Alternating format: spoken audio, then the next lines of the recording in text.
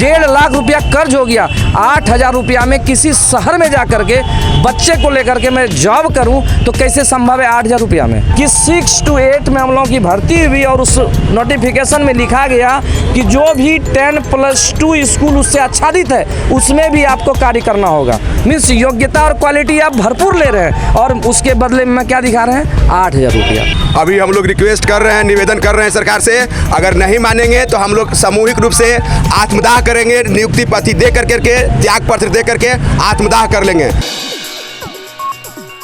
अभी हम पटना के जदयू कार्यालय के प्रदेश कार्यालय के सामने खड़े हैं और यहाँ देखिए शारीरिक और जो स्वास्थ्य शिक्षक हैं वो यहाँ धरना दे रहे हैं वेतन बढ़ाने की मांग को लेकर। इन्हीं से जानते हैं कि क्या है, किस लिए धरना प्रदर्शन पे, और भी जदयू कार्यालय के सामने इन्हें क्या मिल जाएगा, किस लिए जुटे हैं? हम लोग अभी शारीरिक शिक्षा एवं स्वास्थ्य अनुदेशक के रूप में सरकारी विद्यालय मध्य विद्यालय में कार्यरत हैं और सरकार की नीति इतनी गंदी है हम लोगों के प्रति कि उन्होंने मात्र हमारा वेतन 8,000 रुपये लगाया है। बीपीएड धारक हैं, ग्रेजुएट प्रशिक्षित शिक्षक हैं और यह शर्म की बात है। हम तो सरकार से यह पूछना चाहते हैं कि शोषण के विरुद्ध अधिकार जो संविधान में है कि 8,000 में ऐसा कौन सा व्यक्ति है जो अपना पूरा फैमिली चला सके। हम लोगों ने बिहार से बाहर जा कर के, बिहार के पास अपनी वैसी कोई बीपीएड करने का कोई मान्यता प्राप्त 1-2 कॉलेज मात्र है। हम लोग महाराष्ट्र जा कर के दूर दूर जा कर के उस प्रशिक्षण को लिए और जब अपने राज्य की सेवा करने आए तो इन्होंने मुझे 8,000 रुपया पकड़ा दिया। अब बताइए आप लोग किस तरह हम लोग अपने जीवन का भरण पोषण कर सकें। और सबसे बड़ी बात है कि 2019 में सबने कोरोना युग को देखा है। उस कोरोना युग में उस समय मात्र 2 ही व्यक्ति लोग की शरीर की रोग प्रतिरोधक क्षमता को बढ़ाने में काम कर रहे थे। कौन था वह फिजिकल ट्रेंड शिक्षक था या कोई योग प्रशिक्षक था, उसके अलावा कोई आगे नहीं आ रहा था। तो फिर आज जब फिर क्या भूल गए ये लोग कोरोना की विभीषिका को? ये क्या ये सभी नेतागण या जो भी पदाधिकारी हैं क्या इनको जरा सा भी अक्ल भी नहीं है? जदयू कार्यालय के सामने जुटने का क्या कारण? तो जदयू कार्यालय में तो नीतीश कुमार हमारे माननीय मुख्यमंत्री हैं, उन तक हम अपनी बातों को पहुंचाना चाहते हैं कि हम लोगों के साथ ये सा अन्याय क्यों कर रहे हैं आप, हम लोग कैसे जिए। आज मैं अपनी बात कर रहा हूँ कि मेरा घर हुआ भागलपुर और बांका में कार्यरत हूँ। 1.5 साल जितना दिन हुआ जॉब करते हुए मुझे 1.5 लाख रुपया कर्ज लेकर के सरकार की सेवा दे रहा हूँ। अब बताइए आप, और ये सच में कह रहा हूँ कि 1.5 लाख रुपया कर्ज हो गया।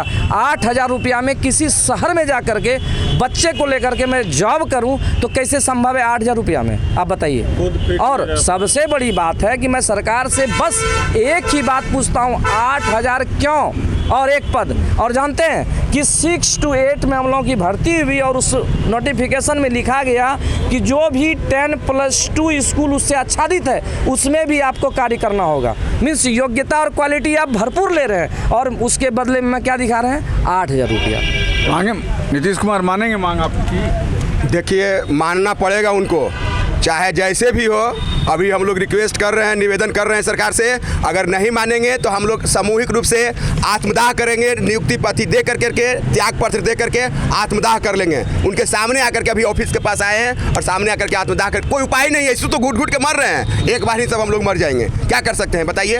हम लोग वहाँ 8,000 रुपया रखे हैं और 200 किलोमीटर जा करके वहाँ पर रह करके हम लोग अपना सारा प्रक्रिया नियोजन के तहत हुआ है और फिर भी हम लोग को सरकार मानने के लिए तैयार नहीं है। इसका क्या कारण है? और सारे सभी जितने प्रतिनिधि हैं सरकार के, सबके पास हम लोग जाकर के निवेदन और लेटर दिए हैं सबके, लेकिन कोई सुनने के लिए तैयार नहीं है। इसका नतीजा हम लोग दिखा देंगे, इसका परिणाम उन लोगों को, सरकार को। हमारी हक है और हक हम लोग लेकर के रहेंगे। सरकार को हक हम लोग को देना पड़ेगा, चाहे जैसे दे, हम लोग हक लेकर के रहेंगे।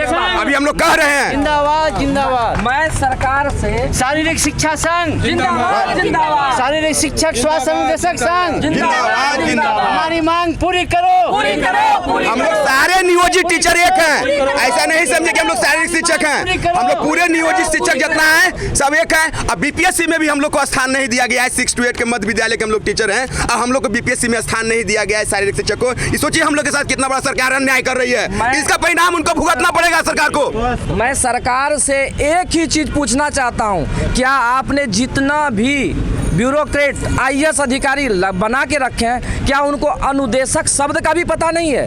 कि अनुदेशक शब्द किस तरह से शिक्षा डिपार्टमेंट में जुटा।